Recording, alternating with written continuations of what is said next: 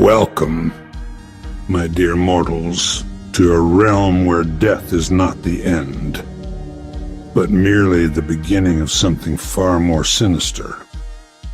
I am your guide through the shadows, and tonight, we delve into the darkest corners of the supernatural world, where the dead refuse to rest, and vengeance knows no bounds. You see, not all spirits drift peacefully into the afterlife. Some are consumed by rage so pure, so burning, that it transcends death itself.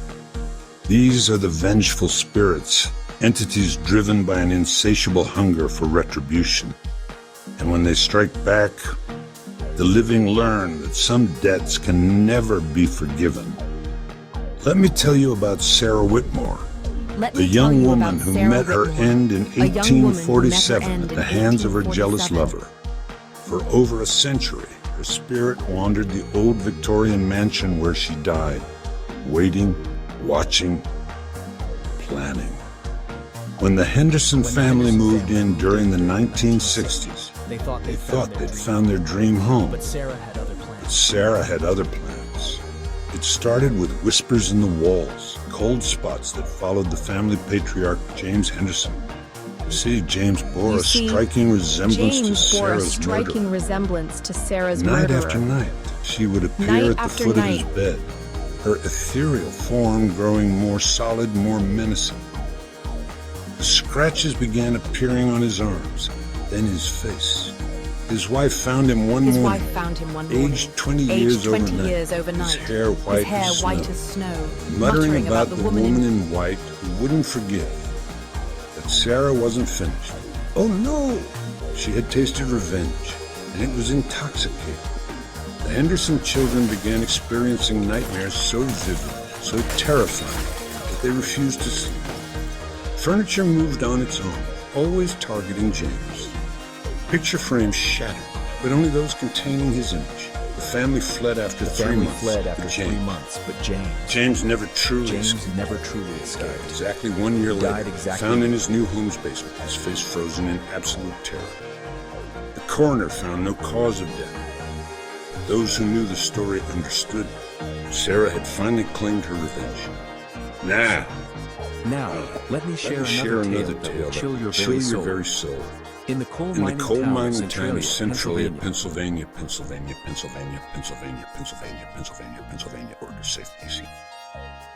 There lived a foreman named Marcus Blackwood, a cruel man who cared nothing for workers' safety. He sent dozens of miners to their deaths through his negligence and greed.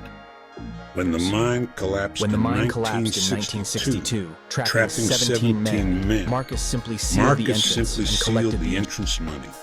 But the dead miners, they remembered. Years later, when the underground fires began consuming Centralia, strange things started happening to Marcus. He would wake to find coal dust covering his bedroom floor, spelling out the names of the dead. The smell of sulfur and burning coal followed him everywhere. His reflection in mirrors showed not his face, but the faces of the 17 miners, their eyes black as the coal that killed them. One by one, they came for him. First, they drove him from his home with phantom cave-ins that only he could hear. Then they began appearing in his dreams, dragging him deeper and deeper into endless mine shafts. Marcus aged rapidly, his lungs filling with spectral coal dust that no doctor could explain. He was found dead in his car, parked outside the abandoned mine entrance. His body was covered in coal dust, his lungs black as night. The autopsy revealed something impossible.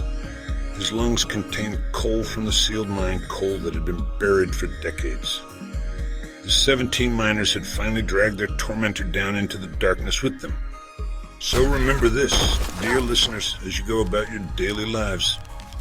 Every cruel act, every moment of callous indifference, every life destroyed by greed or malice, it all leaves a mark. And sometimes, just sometimes, that mark becomes a beacon for the vengeful dead.